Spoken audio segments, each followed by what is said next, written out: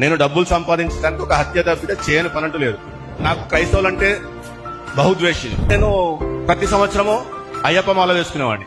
ఉదయకాలంలో 6ంటికి లేచి పూజా కార్యక్రమాల్లో నిష్టగా శ్రద్ధగా తలారా స్నానం చేసి దీపారాధన చేసి అన్ని చేసిన తర్వాతే మా ఇంట్లో నన్ను కన్నా నా తల్లి గాని నా తోబుట్టులు గాని టీ తాగటము లేకపోతే బ్రేక్ఫాస్ట్ చేయటం చేసేవాళ్ళు. తాగుడికి పచ్చి బానిసనైపోయాను.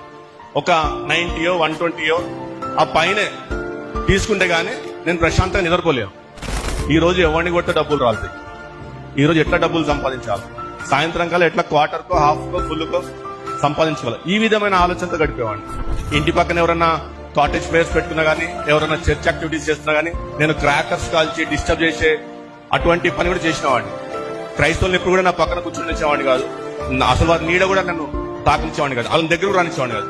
క్రైస్తవులు అంటే నా దృష్టిలో ఇద్దరు మాలనో లేకపోతే మాదిగో, అంత కులగజ్జి ఉండేది. ఆ కులగజ్జి ఎలా పోయిందంటే యేసుప్రభు వారి యొక్క రక్తం ద్వారా కడగబడ్డాను కాబట్టి ఆ గజ్జి పోయింది. నాలో కులగజ్జి అంటుకున్నవాడు మనిషే కాదు. ఎందుకంటే తోటి మనిషిని మనిషిగా కూడా చూడలేడు వాడు. ఎందుకంటే నేను ప్రాక్టికల్ గా చేస్తున్నాను కాబట్టి చెప్తున్నాను. బాగా కథలు పట్టుకొని బుక్ పట్టుకుని ఏముంది ఇందులో అని తీస్తే బైబుల్ తీసుకున్నాను.